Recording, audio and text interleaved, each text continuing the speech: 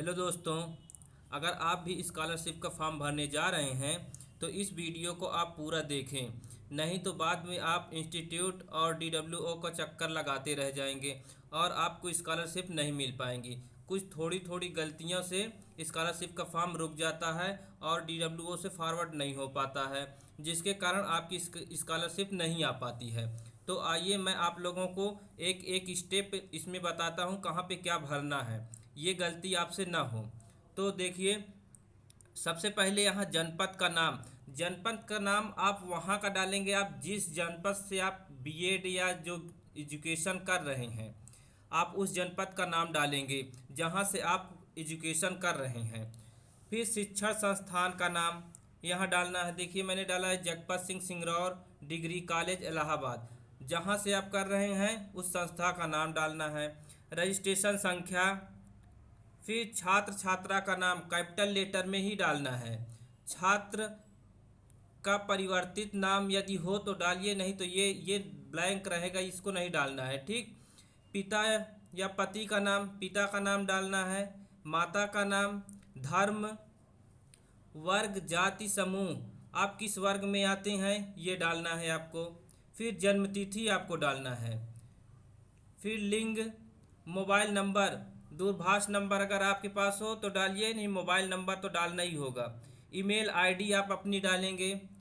High school board कौन सा था आपका, यूपी बोर्ड था या सीबीएसई बोर्ड था, ये डालेंगे।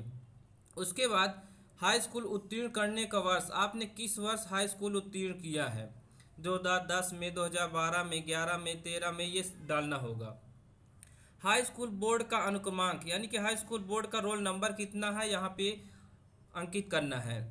विश्वविद्यालय संस्था का नाम व पता जहाँ से आपने हाई स्कूल उत्तीर्ण किया है, आपके हाई स्कूल विद्यालय का नाम यहाँ पड़ेगा।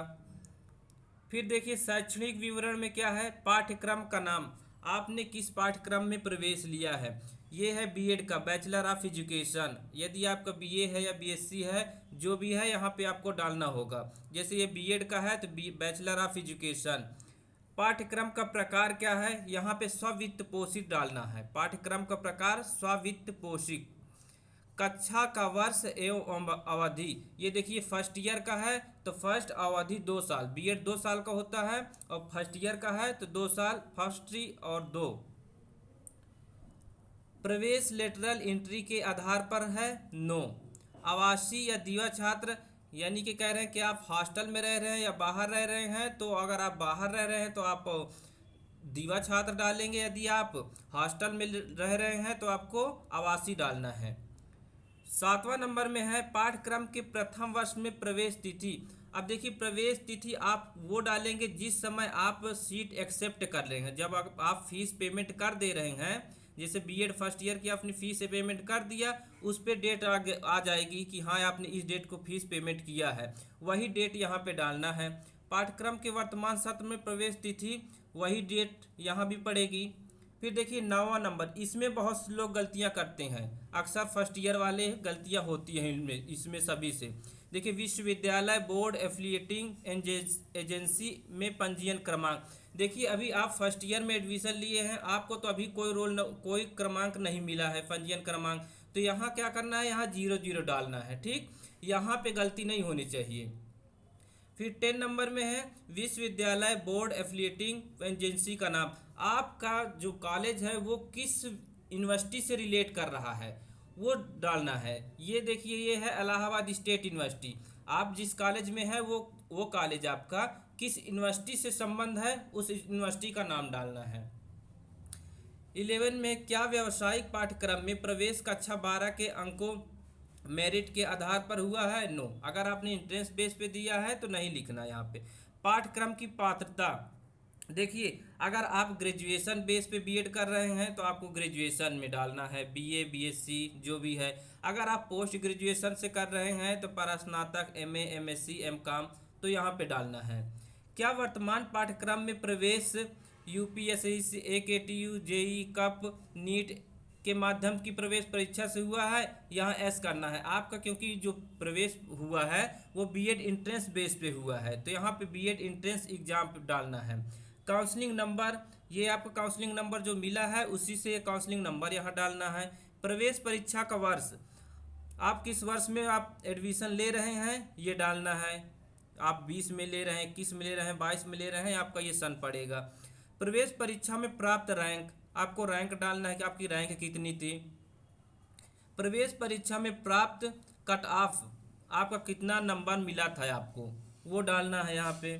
फिर देखिए विगत वर्षों के शैक्षिक योग्यता, हाई स्कूल एवं अन्य उच्चतर कक्षाओं का विवरण। तो हाई स्कूल उत्तीर्ण करने का वर्ष, पूर्णांक कितना था, आपने उसमें से कितना पाया, कितना प्रतिशत आया, आपका बोर्ड कौन था। फिर इसी प्रकार इंटरमीडिएट का डालेंगे, बीएससी का डालेंगे। अगर आपने एमएससी या एमए किया है तो आप उसको भी डाल सकते हैं, नहीं है तो कोई बात नहीं है, छोड़ देंगे, आप बीए बीएससी तक ही डालेंगे। नेक्स्ट देखिए आइए, उपजाति आपकी क्या है वो डालना है। आवासीय अस्थाई पता, पत्र व्यवहार का पता, ये आप अपना एड्रेस डालेंगे यहाँ दोनों में। अगर सेम है तो सेम ही डालेंगे, अगर डिफरेंट है तो डिफरेंट डालेंगे। और देखिए ये सब ब्लैंक रहेगा, 23 नंबर 24 नंबर, इसमें कुछ नहीं करना। विकलांगता प्रकार, यदि आप विकलांग हो तभी डालना है, नहीं है तो नहीं डालना है। जाति एवं आय का विवरण, जाति प्रमाण पत्र का क्रमांक डालना है। जाति प्रमाण पत्र जारी करने की तिथि, वहाँ पे लिखा रहेगा, आपको जो सर्टिफिकेट मिलेगा उसमें तिथि लिखा रहेगी, जारी करने की तिथि वो यहाँ डालना है। जाति प्रमाण पत्र आवेदन फॉर्म संख्या यहाँ पे डालना है 27 नंबर में। अब 28 में क्या है, छात्र छात्रा के परिवार की सभी स्रोतों से आय, आपका जो इनकम सर्टिफिकेट बना है वहाँ पे लिखा होगा कि आपकी वार्षिक आय कितना है वो डालना है। फिर इनकम सर्टिफिकेट क्रमांक नंबर डालना है, कब ये जारी हुआ है ये डालना है। आय प्रमाण पत्र आवेदन फॉर्म संख्या यहाँ पे 31 में ये डालना है। फिर देखिए बैंक का विवरण देना है। बैंक जो होगा वो आपका ही खाता होना चाहिए, आप अपने पिता का या माता का या भाई बहन का ये नहीं डाल सकते आप क्योंकि जो बैंक होता है आधार से लिंक्ड होता है, तो आधार लिंक के बेस पे ही आपका जो आता है स्कॉलरशिप ना, आधार बेस पे ही आता है। तो ये जो आप डालेंगे बैंक खाता, ये अपना ही डालना है। देखिए बैंक का नाम डालेंगे, किस बैंक में आपका खाता खुला है। जनपद का नाम डालेंगे, आप किस जनपद में आपका खाता है। अब ये जरूरी नहीं कि आप जिस जिले से एजुकेशन कर रहे हैं उसी ज़िले में आपका खाता होना चाहिए, ये ज़रूरी नहीं है, ये मायने नहीं रखता। आप कहीं से, आपका गांव से हो, आप कहीं शहर से कर रहे हैं ग्रेजुएशन या बीएड, तो आपका खाता कहीं भी हो ये मायने नहीं रखता है। ब्रांच का नाम डालेंगे, छात्र छात्रा का बैंक खाता संख्या डालेंगे, आईएफएससी कोड डालना पड़ेगा। छात्र छात्रा का बैंक खाता पर अंकित नाम, आपका जो नाम होगा बैंक खाता में वो डालना होगा।